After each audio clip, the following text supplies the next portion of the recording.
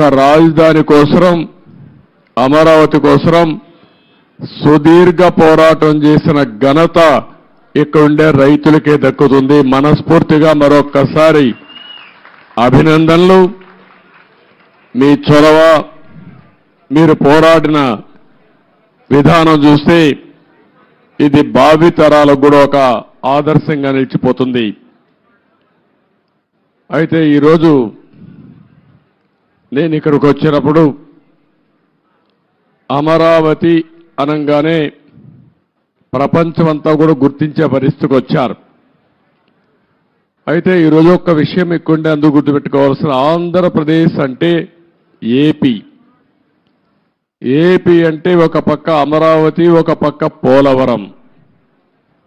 అమరావతి మనందరికీ ఒక చిరునామా, ఒక ప్రజా రాజధానిగా 5 కోట్ల ప్రజానీకానికి ఒక దశ దిశ నిర్దేశించే రాజధానిగా, మన పిల్లల భవిష్యత్తును తీర్చిదిద్దే రాజధానిగా, ఎవరైనా ఏదైనా చిన్న పనులు చేసుకోవాలంటే ఏ చెన్నైకో బెంగళూరుకో హైదరాబాదుకో పాసి పనులు కూడా పోకుండా గర్వంగా నాకు ఒక రాజధాని ఉంది, ఇక్కడ పని చేసుకోగలుగుతానని చెప్పడానికి నిర్మాణం చేపట్టినటువంటి రాజధాని ఇది. అలాంటి రాజధాని ఈరోజు మనం చూస్తే అతలాకుతలం చేశారు. ఆ డీటెయిల్స్ కూడా నేను వస్తాను. అదే సమయంలో పోలవరం దక్షిణ భారతదేశంలో ఎక్కువ నీళ్లుండే నది గోదావరి నది. పోలవరం పూర్తి చేస్తే నదుల అనుసంధానం జరిగితే రాష్ట్రంలో ప్రతి ఒక్క ఎకరాకు నీళ్లు ఇచ్చే అవకాశం ఉంటుంది. ఈ రెండు కూడా మనం ఒక్కసారి ఆలోచించుకున్నప్పుడు రాష్ట్ర విభజన జరిగింది. హేతుబద్ధత లేదని పోరాడాం. అన్యాయం జరిగిందని అందరం కూడా గట్టిగా నిలదీసే పరిస్థితికి వచ్చాం. ఆ సందర్భంలో ఒక ఆర్థిక నగరమైనటువంటి హైదరాబాద్ నగరం తెలంగాణ రాష్ట్రానికి వెళ్తుంది కాబట్టి మళ్ళీ ఇక్కడ ఒక నగరం కట్టుకోవాలంటే దీనికి తోడ్పాటు ఇస్తామని, ఇంకొక పక్క పోలవరాన్ని పూర్తి చేస్తే ఈ రాష్ట్రానికి కొంతవరకు వెసులుబాటు వస్తుందనే ఉద్దేశంతోనే ఈ రెంటికి కూడా విభజన చట్టంలోనే ప్రత్యేకంగా మెన్షన్ చేస్తూ ఒక పక్క పోలవరాన్ని జాతీయ ప్రాజెక్టుగా, అమరావతికి ఆర్థిక సహాయం చేయడానికి ముందుకొచ్చారు. అయితే ఈరోజు మనం చూస్తా ఉంటే రెండు కూడా ఈరోజు రాష్ట్రంలో ఉండే 5 కోట్ల ప్రజలను ఓటే నేను కోరుతున్నా. ఈరోజు ఏదైతే మాకు ఓట్లు వేశారు ఇది ఒక హిస్టారికల్ విక్టరీ. చరిత్రలో నేను 45 సంవత్సరాలుగా చూశాను కానీ ఆంధ్రప్రదేశ్ రాష్ట్రం ఏర్పడిన తర్వాత భారతదేశ చరిత్రలో కూడా ఇంత పెద్ద విక్టరీ ఎప్పుడూ రాలేదు.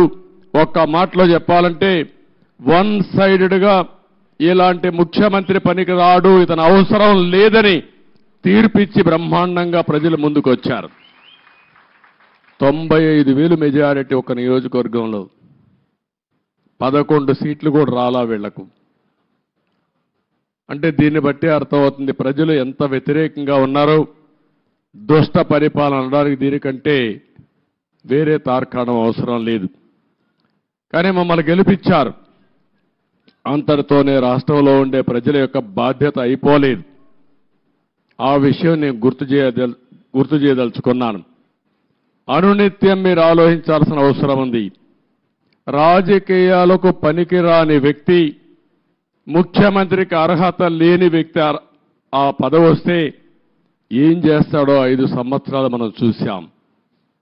ఈరోజు పోలవరం కానీ అమరావతి కానీ వ్యక్తిగత సంపద కాదు. ఏ ఒక్క వ్యక్తికో, ఏ ఒక్క వర్గానికో, ఏ ఒక్క ప్రాంతానికో పరిమితమైంది కాదు.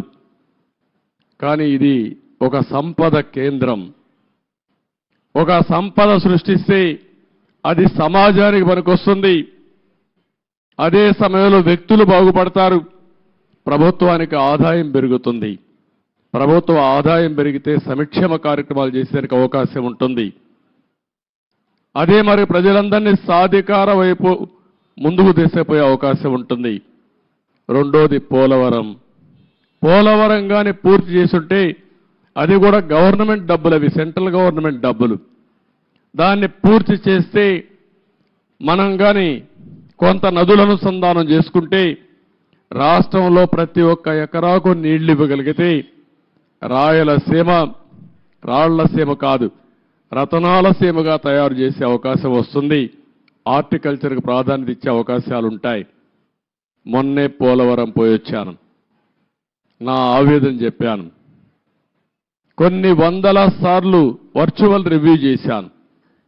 ఇంకొక పక్క నేరుగా ఫిజికల్గా 40, 42, 31 సార్లు వెళ్ళాను. కానీ ఈరోజు పోలవరాన్ని గోదావరిలో కలిపేసే పరిస్థితికి వచ్చారు. ఈరోజు ఏం చేయాలని అర్థం కాని పరిస్థితి. ఏం చేయాలన్న 4-5 సంవత్సరాలు ఖర్చులు కూడా డబుల్ అయిపోయే పరిస్థితికి వచ్చింది. ఒక వ్యక్తి యొక్క మూర్ఖత్వం వల్ల, ఒక పోలవరం వల్ల రాష్ట్రానికి ఒక వరంగా ఉండవలసిన పోలవరం ఈరోజు ఒక శాపంగా మారిపోయే పరిస్థితి వచ్చింది. అది నేను మొన్నే మాట్లాడాను, మళ్ళీ నేను మాట్లాడతాను. ఈరోజు అమరావతికి వస్తే మొట్టమొదటిసారిగా మీరు చూశారు. నేను నేరుగా ప్రజావేదిక దగ్గర వెళ్ళాను. ఎవరైనా ముఖ్యమంత్రి అయితే జరిగేదంతా కూడా ఒక మంచి కార్యక్రమంతో ప్రజల్ని మెప్పు తెచ్చుకోవడం కోసం పనిచేస్తారు. ప్రజావేదిక కూల్చి అక్కడి నుంచి పరిపాలన ప్రారంభించాడు. అక్కడి నుంచి నేను నేరుగా వచ్చాను. ఏదైతే ఆనాడు ప్రధానమంత్రి నరేంద్ర మోడీ గారు అమరావతికి ఫౌండేషన్ వేశారు. అక్కడ మీరు చూస్తే ఒక బాధ, ఆవేదన.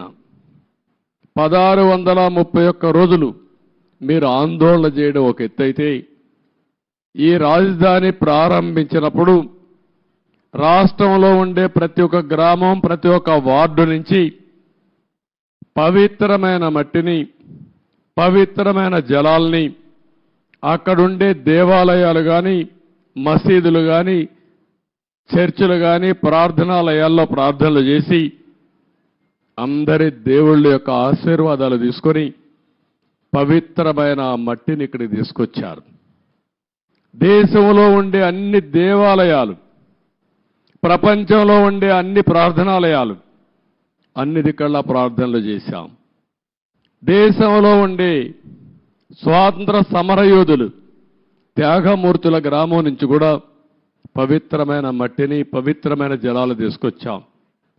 సాక్షాత్తు ప్రధానమంత్రి గారు పార్లమెంట్ దగ్గర మట్టిని, పార్లమెంటు సాక్షిగా సంఘీభావాన్ని తెలియజేయడానికి యమునా జలాలు తీసుకొచ్చి వారు కూడా సంఘీభావాన్ని తెలియజేశారు.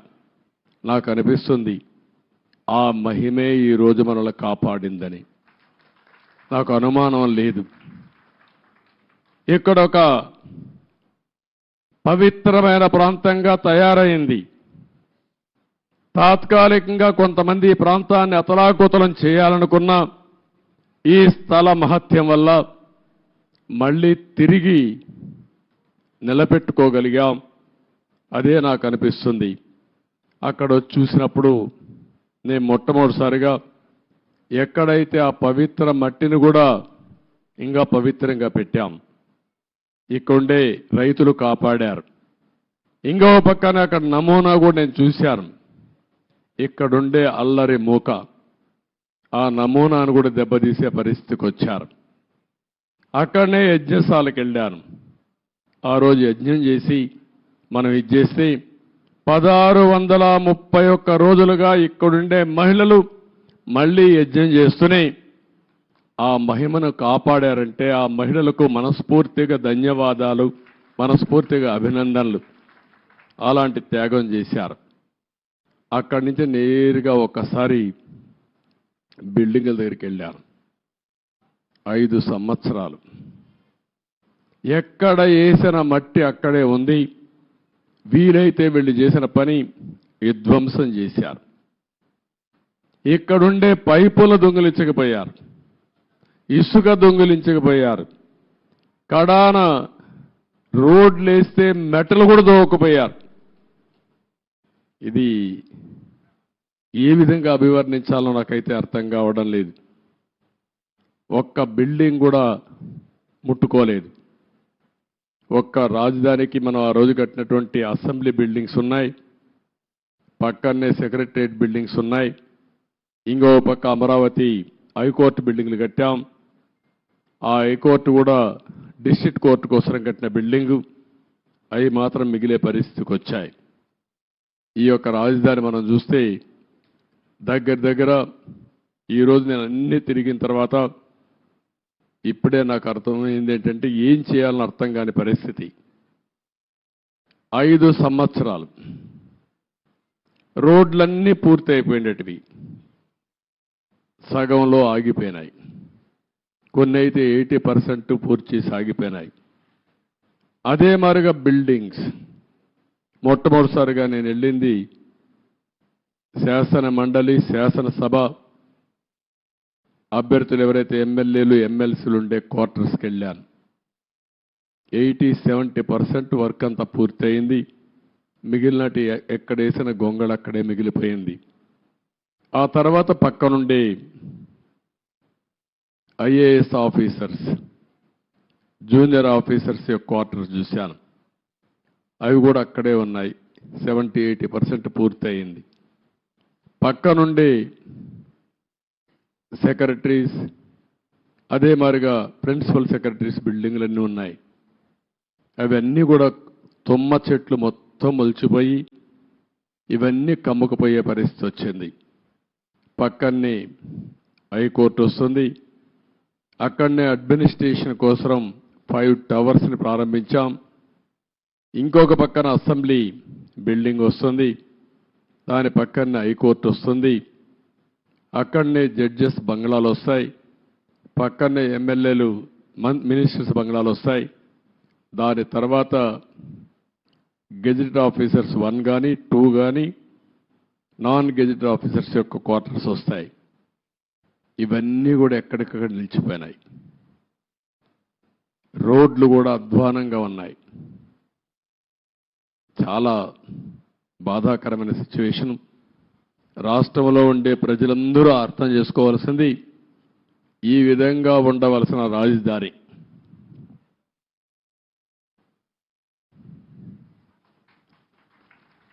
మనం ఆ రోజు ప్లాన్ చేసింది. నేను మళ్ళీ ఒక వైట్ పేపర్ ఒకటి రిలీజ్ చేస్తాం, అందులో డీటెయిల్స్ అన్నీ పెడతాం. ఈరోజు నేను ఫస్ట్ టైం వచ్చింది రాజధానిని చూడడానికి వచ్చాను. ఎక్కడున్నామో అధ్యయనం చేయడానికి వచ్చా. భవిష్యత్తులో ఏం చేయాలనో ఇక్కడ అమరావతిలో ఉండే రైతులే కాకుండా రాష్ట్రంలో ఉండే ప్రతి ఒక్కరూ సజెషన్స్ ఇచ్చే విధంగా ముందుకు పోవాల్సిన అవసరం ఉంది. తొందరలోనే ఒక వైట్ పేపర్ కూడా పబ్లిసైజ్ చేస్తాం. ఒక వైట్ పేపర్ పబ్లిసైజ్ చేసి ప్రజల అందరూ కూడా చర్చించుకోవాల్సిన అవసరం ఉంది. నేను ముందే చెప్పాను, ఇది ఏ ఒక్కరి కోసమో కట్టే రాజధాని కాదు, ఇది ప్రజా రాజధాని, భావితరాల భవిష్యత్తు కోసం రాజధాని, తెలుగు జాతి గర్వంగా తలెత్తుకుని తిరిగే రాజధానిగా ఉండాలి. అదే సమయంలో ఇక్కడ అమరావతి రాజధాని వస్తుందంటే విశాఖపట్నాన్ని ఆర్థిక రాజధానిగా తయారు చేయాలని, కర్నూలుని ఒక మోడర్న్ సిటీగా ఆధునికమైన నగరంగా తయారు చేయాలని, అదే మాదిరిగా అన్ని జిల్లా హెడ్ క్వార్టర్స్ కూడా ఏమేం చేస్తామో చాలా స్పష్టంగా చెప్పాం. దాని ప్రకారమే మీరు చూస్తే 12 ఇన్స్టిట్యూషన్స్ గవర్నమెంట్ ఆఫ్ ఇండియా ఇస్తే కర్నూలులో IIT పెట్టాం, అక్కడనే ఉర్దూ యూనివర్సిటీ పెట్టాం, అనంతపూర్లో సెంట్రల్ యూనివర్సిటీ పెట్టాం, తిరుపతిలో ఐజర్ కానీ అదే మాదిరిగా IIT కానీ పెట్టాం, ఇంకో పక్క విశాఖపట్నంలో IIM పెట్టాం, తాడేపల్లిగూడెంలో NIIT పెట్టాం, మంగళగిరిలో all India institute of medical science పెట్టాం, ఇంకొక పక్కన ఒంగోలులో IIT పెట్టాం. ఈ విధంగా అన్ని విజయనగరంలో ట్రైబల్ యూనివర్సిటీ పెట్టాం. అన్ని ప్రాంతాల అభివృద్ధి కోసం, సమగ్ర అభివృద్ధి కోసం ఆ రోజే చాలా స్పష్టమైన విధానాన్ని ప్రకటించాం. ఈరోజు మనం చూస్తే ఏది జరిగే పరిస్థితి లేకుండా పోయింది. నేను అందుకనే ఈరోజు డీటెయిల్స్కి పోవడం లేదు. బ్రాడ్గా మీ అందరికీ ఒక ఐడియా ఇస్తున్నాను. డీటెయిల్స్ అన్నీ కూడా వైట్ పేపర్లో వస్తాయి. అయితే బాధ ఏంటంటే ఈ రాజధాని పైన బురజల్లే ప్రయత్నం చేశారు. నిత్యం విష ప్రచారం చేశారు. అమరావతిని బ్రాండ్ని దెబ్బతీయడానికి ప్రయత్నం చేశారు. శివరామకృష్ణ కమిటీ చాలా స్పష్టంగా సెంట్రల్ ప్లేస్లో ఎక్కడైనా పెట్టండి అని చెప్పారు. అంటే ఇది 12 పార్లమెంట్లు ఒక పక్క వస్తాయి, ఇంకొక పక్క 12 పార్లమెంట్లు వస్తాయి. గుంటూరు సెంట్రల్లో ఉంటుంది. ఎలిమెంటరీ స్కూల్ చదివే పిల్లవాడిని చెప్పినా ఎక్కడ మీ రాజధాని ఉండాలంటే ఈ ప్రాంతమని మ్యాప్లో చూపించే విధానం ఇది. అందుకే అమరావతిని పెడితే దానిపైన మాట్లాడారు. ఇంకొక పక్కన మీరందరూ చూస్తే చాలా వరకు ఇన్సైడర్ ట్రేడింగ్ అన్నారు. ఇంకొక పక్కన స్విచ్ ఛాలెంజ్ని అవహేళన చేశారు. విషయం చెప్పి సింగపూర్ లాంటి కన్సార్టియంని తరివేసే పరిస్థితికి వచ్చారు. One of the best Norman faster అనే కన్సల్టెంట్ని లేకుండా పంపించేసే పరిస్థితికి వచ్చారు. 3 రాజధానులు అన్నారు, 3 ముక్కలాట ఆడారు. కడాన 5 సంవత్సరాల తర్వాత 10 సంవత్సరాల తర్వాత మీ రాజధాని ఏదంటే చెప్పుకోలేని పరిస్థితి, దుస్థితిలో మనం నెట్టేసే పరిస్థితికి వచ్చారు. డబ్బులు ఎక్కడున్నాయన్నారు. ఆ రోజు కూడా ఇక్కడుండే రైతాంగం యొక్క స్ఫూర్తిని మీరు చూస్తే దగ్గర రైతులు ఇచ్చిన భూమే కాకుండా ఇక్కడుండే గవర్నమెంట్ భూములు అన్ని కలుపుకుంటే 55,000 ఎకరాలు సేకరించింది ఆనాటి ప్రభుత్వం. దగ్గర 29,000 మంది రైతులు ఒక్కరు కూడా కోర్టుకు పోకుండా స్వచ్ఛందంగా ముందుకొచ్చి మేము రాజధానికి ఇస్తాం, మాకు ఒక ప్యాకేజ్ ఇమ్మని ముందుకొచ్చారంటే ప్రపంచానికి ఆదర్శం ఇది. ఒక ల్యాండ్ కొనాలంటే, లేకుంటే ఒక చిన్న ఇరిగేషన్ ప్రాజెక్ట్ కట్టాలన్నా, లేకుంటే ఒక మంచి పనికి ఒక దేవాలయం కట్టాలన్నా భూమి ఇవ్వని ఈ రోజుల్లో ఇక్కడుండే రైతాంగం ముందుకొచ్చి స్వచ్ఛందంగా భూమి ఇస్తే దానికి ఎన్ని అపవాదులు వేయాలని అపవాదులు వేశారు. ఇక్కడుండే రైతాంగాన్ని ఎన్ని ఇబ్బందులు పెట్టాలని ఇబ్బందులు పెట్టారు. ఇంకొక పక్కన ఇక్కడుండే కామన్ ఇన్ఫ్రాస్ట్రక్చర్కి అంతటికి ఉపయోగించుకుని రోడ్లు కానీ, గవర్నమెంట్ బిల్డింగ్లు కానీ, పబ్లిక్ పర్పసెస్ కానీ అన్నిటికీ ఉపయోగించుకున్న తర్వాత కొంత భూమి మిగులుతుంది. దాన్ని అమ్మితే ఇక్కడ రాజధాని కట్టుకునే అవకాశం వస్తుంది. దానికి కూడా ఎన్ని చేయాలని చేసే పరిస్థితికి వచ్చారు. నేను మొట్టమొదటి నుంచి కూడా చెప్పాను, సెల్ఫ్ ఫైనాన్సింగ్ ప్రాజెక్ట్ అని. ఇక్కడొచ్చే ఆదాయమే ఈ అమరావతి నిర్మాణానికి సరిపోతుంది. ఎప్పటికప్పుడు కన్స్ట్రక్షన్ కానీ అదే మరిగా ఆర్థిక కార్యక్రమాలు ఇక్కడ జరిగితే దానివల్ల ప్రభుత్వానికి ఆదాయం వస్తుంది. ఆ ఆదాయంతో సంక్షేమ కార్యక్రమాలు పెద్ద ఎత్తున చేసుకునే వెసులుబాటు వస్తుందని కూడా చెప్పాం. ఏది చెప్పినా ఒక దురుద్దేశంతో పెట్టుకుని ఈ రాజధానిని పూర్తిగా నిర్వీర్యం చేశారు, అపహాస్యం చేశారు, విధ్వంసం చేశారని చెప్పి కూడా నేను మీకు తెలియజేస్తున్నా. ఇది ఈరోజు నేను చూసిన బ్రాడ్గా ఉండే విషయాలు. మీడియా మొత్తం బిల్డింగ్స్ అన్ని చూశారు, బూజు పట్టిపోయినాయి, కొన్ని డోర్స్ అన్ని పోయినాయి, కొన్ని అయితే ఎరగొట్టారు, విధ్వంసం చేశారు. ఎన్ని యాంటీ సోషల్ ఎలిమెంట్స్ చేయాలనో అన్ని కార్యక్రమాలు. ఒక రైతులు ఎంత కాపాడాలనుకున్నా పోలీసులు ఏకపక్షంగా వీళ్ళ మీదనే కేసులు పెట్టారు. కాంట్రాక్టర్ల మెటీరియల్ ఇక్కడ పెడితే ఆ మెటీరియల్ దోచుకొని పోయే పరిస్థితికి వచ్చారు. అడిగితే వాళ్ళను కూడా కొట్టే పరిస్థితికి వచ్చారు. చాలా దారుణం, చాలా దౌర్జన్యం. ఏది ఏమైనా మళ్ళీ నేను ఇప్పుడే ఒక మాట చెప్పాను. ఒక పక్కన ప్రజలతో చర్చిస్తూనే ఎంత నష్టం జరిగింది రాష్ట్రానికి ఆ విషయాలు చెప్తూనే మొత్తం ఇక్కడ చూస్తే బ్రహ్మాండమైన బిల్డింగ్స్తో ఎక్కడికో వెళ్ళవలసిన ఈ రాజధాని ఈ తుమ్మంతా పెరిగిపోయి ఎక్కడికక్కడ బిల్డింగ్లు వేసిన ఫౌండేషన్ కానీ కొంత కన్స్ట్రక్షన్ కానీ కమ్మేసే పరిస్థితికి వచ్చింది. ముందు ఒక మాట చెప్పాను, ఒక టెండర్ పిలిచి రాజధాని మొత్తం ఈ తుమ్మ చెట్లన్నీ తీయండి, కనీసం ఒక క్లారిటీ వస్తుంది, ఒక విజిబిలిటీ వస్తుంది. అంత లోపల మనం అంతా కూడా ప్రజలతో చర్చించిన తర్వాత ఏం చేయాలో అవి కూడా ఆలోచిస్తాం. ఒక దుర్మార్గమైన వ్యక్తి చేసే విధ్వంసానికి అమరావతి బలైపోయింది, రాష్ట్రానికి తీవ్రమైన నష్టం జరిగింది. ఆ విషయమే ప్రజలకు చెప్తూ మీరందరూ కూడా ఒక్కొక్కసారి రాగద్వేషాలకు అతీతంగా ఇప్పటికి కూడా 11 సీట్లే వీళ్ళు గెలిచారు, కొంతమంది ఓట్లేశారు. ఓట్లేసిన వ్యక్తులు కూడా మీరు ఒక్కసారి ఆలోచించుకోండి. ఇలాంటి వ్యక్తికి ఓటేయడం భావ్యమా? అలాంటి వ్యక్తులు రాజకీయాలకు అర్హులా? ఇలాంటి వాళ్ళని మనం సహకరిస్తామా? ఒకవేళ ఇలాంటి వ్యక్తులు కానీ రాష్ట్రంలో కానీ రాజకీయాల్లో ఉంటే భవిష్యత్తు ఏమవుతుంది అనే విషయం కూడా ప్రజలందరూ అర్థం చేసుకోవాల్సిన అవసరం ఉంది. ఇది మనందరి భవిష్యత్తు, మన పిల్లల భవిష్యత్తు. కాబట్టి మనందరం కూడా ఎక్కడికక్కడ కొంతమంది అనుకుంటారు మాకే సంబంధం అమరావతి అని, మాకే సంబంధం పోలవరం అని, అభివృద్ధి అంటే అదేంటని. అట్లా కాకుండా అభివృద్ధి జరిగితే మీ జీవితాలు బాగుపడతాయి. ఈరోజు ఏ గవర్నమెంట్ అయినా సరే ప్రభుత్వ విధానాల ద్వారా ప్రజా జీవితాలను మారుస్తుంది. అటు కేంద్ర ప్రభుత్వంలో ఉండే నరేంద్ర మోడీ గారు కానీ, వివిధ రాష్ట్రాల్లో ఉండే రాష్ట్ర ముఖ్యమంత్రులు కానీ, ఇక్కడ ప్రభుత్వం కానీ మీ జీవితాల్లో వెసులుబాటు తీసుకురావడం, మీ జీవితాల్ని బాగు చేయడం, ఒక పక్క సంక్షేమ కార్యక్రమాలు చేస్తూనే ఇంకొక పక్క అభివృద్ధి కార్యక్రమాలు చేస్తూ తాత్కాలికంగా మీకు వెసులుబాటు ఇవ్వడమే కాకుండా దీర్ఘకాలంలో మీ జీవితాలకు వెలుగొచ్చే విధంగా చేయాల్సిన బాధ్యత ప్రభుత్వాలపైన ఉంది. ఈరోజు హైదరాబాద్ని అభివృద్ధి చేశాం, దాని ఫలితాలు అక్కడ ప్రజానీకం ఎంజాయ్ చేస్తున్నారు. అదొక తృప్తి నాకు.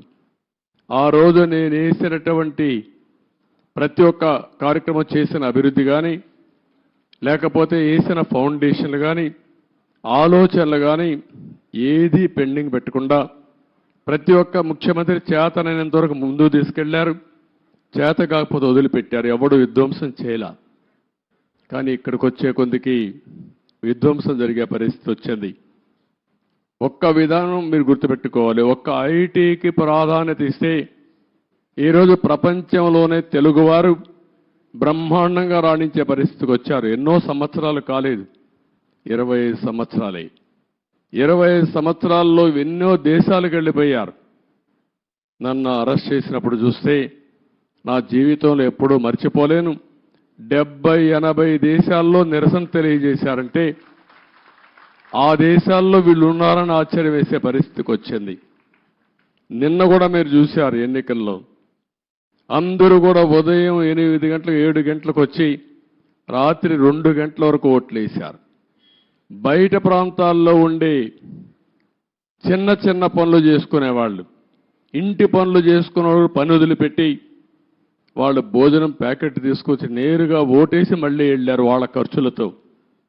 ఎక్కడో అమెరికా, ఆస్ట్రేలియా లేకపోతే ప్రపంచంలో వేరే దేశాల్లో ఉంటే లక్షల రూపాయలు ఖర్చు పెట్టుకుని వచ్చి ఓటేసి వాళ్ళ బాధ్యత నిర్వహించారు. ఈ విషయం ప్రతి ఒక్కరూ గుర్తుపెట్టుకోవాల్సిన అవసరం ఉంది. ఓటేయడం మీ బాధ్యత అనుకొని ఈ 5 ఏళ్లు చేసిన విధ్వంసం చూసిన తర్వాత మళ్ళీ మేము భరించలేమనే ఉద్దేశంతో మీరు ముందుకు వచ్చారు. కానీ ఈరోజు నేను ఇక్కడుండే ప్రజానీకాన్ని కోరేది ఒకటే, అనునిత్యం మీరు ఆలోచించాల్సిన అవసరం ఉంది. మాకు కూడా మీరు ఒక స్ఫూర్తిని ఇవ్వాల్సిన అవసరం ఉంది.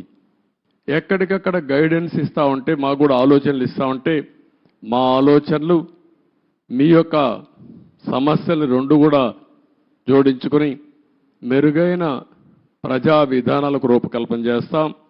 దానివల్ల మీ జీవితాల్లో మంచి జరుగుతుంది.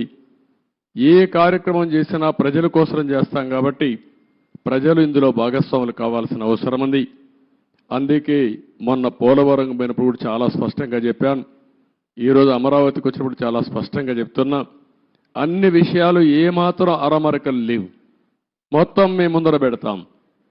మేము చేసే ప్రతి ఒక్క పని మీ యొక్క భవిష్యత్తు కోసం చేసే పని కాబట్టి మిమ్మల్ని అందరినీ భాగస్వాములు చేయడం మా ప్రధానమైన కర్తవ్యం ప్రజాస్వామ్యంలో.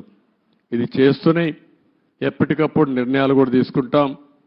ఎవరైతే తప్పుడు పనులు చేసి కడాన కంకర కూడా దొంగిలించారో అలాంటి వాళ్ళని క్షమించడం కరెక్ట్ కాదు. వీళ్ళకి అలవాటు అయిపోయింది. అవి చేయడంగానే కాకుండా మళ్ళీ ఇక్కడ వాళ్ళ ఇష్ట ప్రకారం రౌడీజం చేయడం, అందరినీ బెదిరించడం, అడ్డం వస్తే కొట్టడం, ఇష్టానుసారంగా ప్రవర్తించడం అన్నీ జరిగాయి. అవన్నీ కూడా ఏ మాత్రం కూడా ఎవ్వడి ఆటలు ఎక్కడ జాగవు, జరగనీయం. అవసరమైతే నిర్మోహమాటంగా అణిచివేస్తాం తప్ప ఇష్టానుసారంగా మేమేం చేసినా జరుగుతుంది.